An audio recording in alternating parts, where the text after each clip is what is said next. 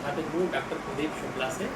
Doctor Shukla ji ने मध्य प्रदेश की शैल चित्रकला पर काफ़ी महत्वपूर्ण अनुसंधान किया है और आप सागर विश्वविद्यालय के प्राचीन भारतीय इतिहास, संस्कृति एवं पुरातत्व, जी हाँ, इतना बड़ा नाम है इस विभाग का, प्राचीन भारतीय इतिहास, संस्कृति एवं पुरातत्व, उसमें आप व्याख्याता के पद से रिटायर हुए, लेकिन छात्रों के, विद्यार्थियों के हृदय में आज भी विद्यमान है, रिटायर नहीं हुए आप। और प्रोफेसर शुक्ला मतलब एक अपने आप में ऐसा प्रामाणिक नाम है जिन्होंने इस विश्वविद्यालय और सागर के शहर से जुड़कर एक शहर को भी पहचान दी है और साथ ही इस शहर से संबंधित जो मुद्दे हैं, जो ज्वलन समस्याएं हैं इस अंचल की, उस पर आपकी जो पारखी नज़र है वो निरंतर पड़ती रहती है और सोशल मीडिया के माध्यम से आप और हम सब उससे अवगत होते रहते हैं। और साथ ही ऐसे अभिनव सुझाव आपके पास विभिन्न क्षेत्रों से संबंधित हैं जिनका समाधान शायद सरकार के पास ना हो, इस समाज के पास ना हो, लेकिन प्रोफेसर शुक्ला के पास है। तो आज तो हम छोटी सी बातचीत कर रहे हैं आपके प्रिय विषय और जिसमें आपने जीवन बिताया, छायांकन कला और पुरातत्व। आपको बता दूं कि जो सागर के पुराने स्टूडियो हैं उनमें से मनोज स्टूडियो जो है एक पुराना स्टूडियो रहा और आपके अनुज मनोज शुक्ला जी भी हमारे मित्र थे। दुर्भाग्य से आज वे हमारे बीच नहीं हैं, लेकिन हम उन्हें नित्य ही याद करते रहते हैं उनकी छायाकारी की कला की वजह से और उनके उस मृदुल स्वभाव की वजह से, जिसके कारण वो मित्र मंडली में काफ़ी लोकप्रिय थे। तो प्रदीप भैया से मैं 4-5 सवाल करूँगा। प्रोफेसर शुक्ला साहब, मैं भैया कहूँ या प्रोफेसर साहब कहूँ, ये जानना चाह रहा हूँ कि शैल चित्र कला किस तरह से अन्य प्रदेशों से मध्य प्रदेश की अलग है? मध्य प्रदेश की शैल चित्रकला सबसे प्राचीन है पूरे भारत में। भीमबेटका और रायसेन क्षेत्र में सर्वाधिक आज से उच्च पुरापाषाण काल के लगभग 35,000 वर्ष पुराने चित्र यहाँ से प्राप्त हुए। आपका अनुसंधान किस क्षेत्र पर है? मेरा अनुसंधान मूलतः रायसेन क्षेत्र के ऊपर केंद्रित है और रायसेन के आसपास के पैनगमा, हाथीटोल, रायसेन किला क्षेत्र, पैनगमा, इन आदि क्षेत्रों पर विशेष फोकस करके हमने, तो यूँ कहें कि उत्तरी रायसेन क्षेत्र पे मैंने अपना शोध केंद्रित किया था। जी, यहाँ की शैल चित्रकला के संरक्षण के लिए, उसको सहेजने के लिए पुरातत्व विभाग या सरकार की ओर से क्या कदम आवश्यक आपको लगता है? शैल चित्रकला और शैलाश्रयों के संरक्षण के लिए सबसे पहले तो हमें जागरूकता की आवश्यकता है।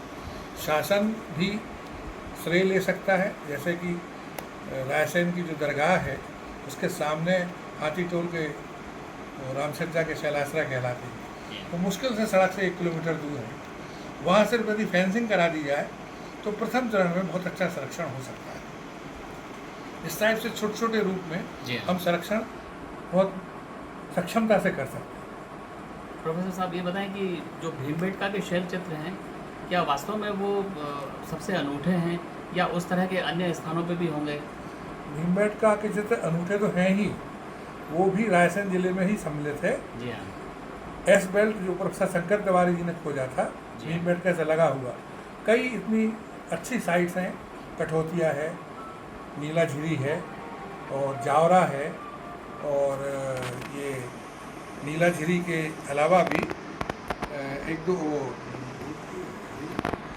कठौतिया, जावरा, ऐसे 2-3 बड़े अच्छे ग्रुप हैं जिनमें भीमबेटका के समकक्ष और उससे बल्कि परिष्कृत चित्र प्राप्त हुए हैं। जी हाँ, जी हाँ। जैसे कठौतिया में सारस का चित्र बड़ा अच्छा प्राप्त हुआ है, जो मेसोलिथिक पीरियड का अनुपम उदाहरण है।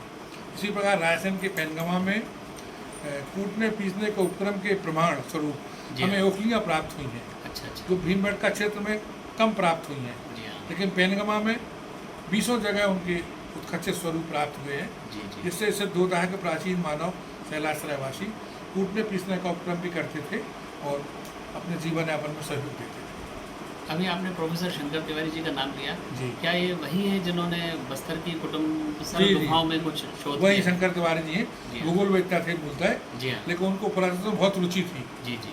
वो नांदूर की जब खुदाई चल रही थी तो वो हमारे गुरुवार एस के पांडे जी के पास अक्सर आया करते थे, क्योंकि वो क्षेत्र भीमबेटका से लगा हुआ है, मंडी द्वीप के नज़दीक है। तो इस प्रकार ये क्षेत्र, संपूर्ण क्षेत्र विश्व शैल चित्र के स्तर से बहुत समृद्ध अनूठा है, समृद्ध है, अनूठा है। पूरे विश्व में अनूठा है। प्रोफेसर पांडे का आपने नाम लिया जी। वो तो rock art society of India के अध्यक्ष भी रहे। जी, बिल्कुल। और उन्होंने इससे संबंधित बहुत से सेमिनार भी और संगोष्ठियाँ भी जी हाँ। आयोजित की, जिसमें आपकी प्रतिभागिता काफ़ी सहभागिता बिल्कुल। आपकी काफ़ी सक्रिय रूप से क्योंकि रहती मेरे थी। गुरु हैं, जी हाँ। मैंने उन्हीं के निर्देशन से रॉक पेंटिंग में काम किया था। जी हाँ, जी हाँ। और ये एक रिमार्केबल बात है, सागर विश्वविद्यालय के गौरव की बात है कि डॉक्टर श्याम कुमार पांडे जी ने प्रथम मध्य प्रदेश के संपूर्ण शैल चित्रों पर प्रथम शोध प्रबंध प्रस्तुत किया था, क्या बात है। जो पूरे भारत में अनूठा है।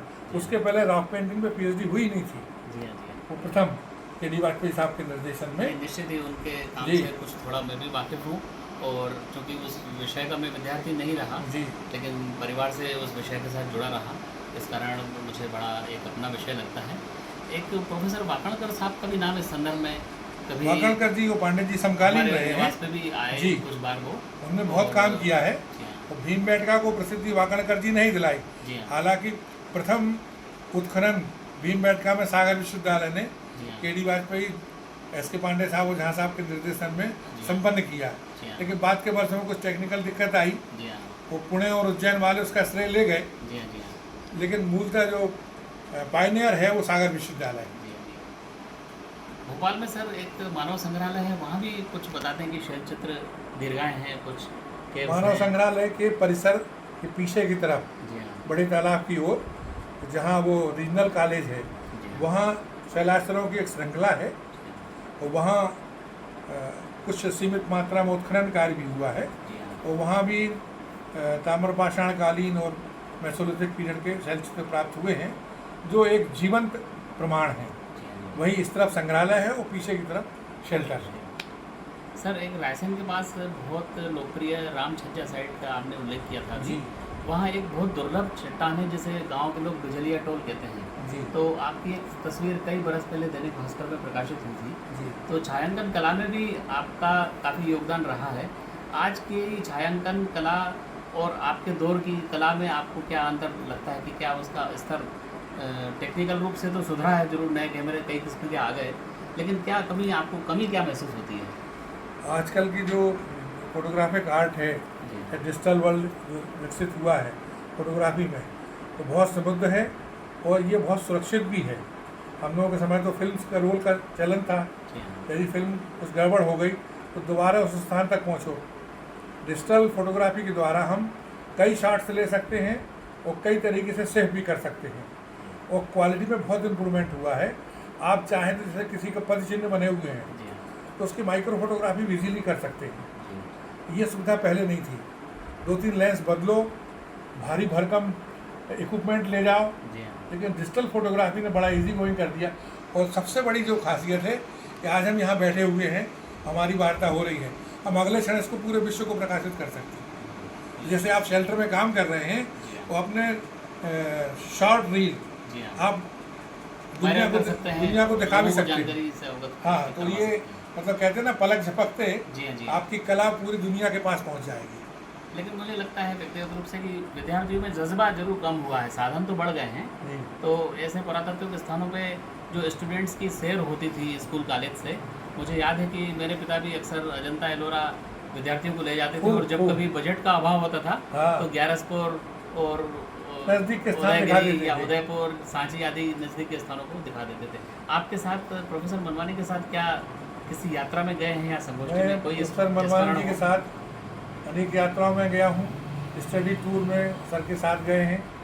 सांची, ग्यारसपुर, खजुराहो तरफ का एरिया, अजंता एलोरा तो उनका प्रिय था, जी हाँ, क्योंकि वो आर्किटेक्चर के विशेषज्ञ थे और वास्तुकला के विभिन्न रूप दिखाने के लिए वो सांची, ग्यारसपुर से टूर शुरू करते थे और अजंता एलोरा पे एंड पॉइंट करते थे। जी हाँ, और आखिरी में मुंबई भ्रमण करके वो एलिफेंटा भी दिखाते थे। जी हाँ, तो समग्र वास्तुकला आर्किटेक्चर वो बच्चों को समझा देते थे कि जीवन में उन्हें किसी प्रकार का मंदिर वास्तु हो, गुफा वास्तु हो, स्वतंत्र वास्तु हो, किसी प्रकार से वो अछूते न रहें। जी हाँ, तो जब एमए के बाद अपने फील्ड में जाएं तो वो पूर्ण रूप से कला और वास्तुकला में सक्षम जी रहें। हाँ, ये उनकी मतलब गहरी सोच थी जी हाँ, जिसके लिए वो समर्पित थे। कई बार तो यदि फंड कम पड़ता था वो अपने जेब से पैसा खर्च कर देते थे कि नहीं 2 स्थान अपन देख के ही आएंगे वापस।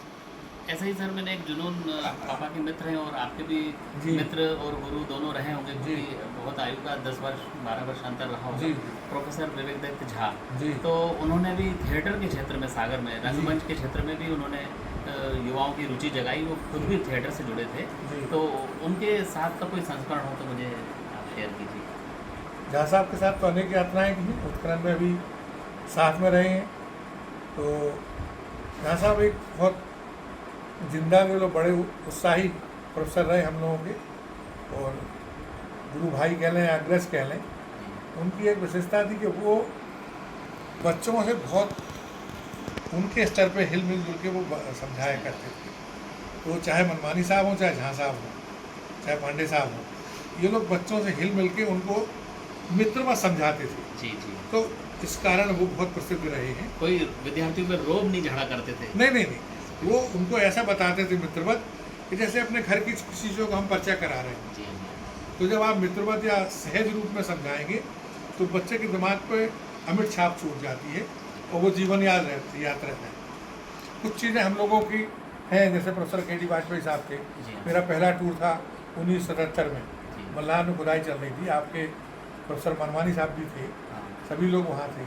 तो वाजपेयी साहब जैसे देखते जा रहे हैं, नोट करते जा रहे हैं, ये सरस्वती की प्रतिमा है, देखो ये वीणा हाथ में लिए हुए है, और पीछे जिनका जो प्रभामंडल है बड़ा अलंकृत है। इस टाइप से वो ऐसा बिल्कुल बोलचाल की भाषा में समझाते थे कि आज हमको याद है कि वीणा हाथ में लिए हुए हैं वो सरस्वती की। और दूसरी तरफ हरिहर की प्रतिमा लगी हुई, तो बता देते कि ये आधे में हरि है, आधे में हर है। देखो इस तरफ शिव के आयुध हैं, इस तरफ विष्णु के आयुध हैं। तो इतनी सहजता से वो समझाते थे कि वो आज हम लोगों को कंठस्थ है वो चीज़, ज्ञान अर्जित कर लेते। बिल्कुल। सर एक बात मुझे कमी लगती है, आपके क्या अनुभव हैं आप बताएंगे कि अभी हमने बहुत से पुरातात्विक महत्व के स्थानों का नाम लिया, तो सागर जिले में भी एरण है या रहली है जहाँ सूर्य मंदिर है या अन्य स्थान हैं, तो वहाँ स्कूल कॉलेज के विद्यार्थी पहुँचें, इसके लिए किस स्तर से क्या होना चाहिए, आपका क्या सुझाव है, क्योंकि आप सागर में ही निवास करते हैं?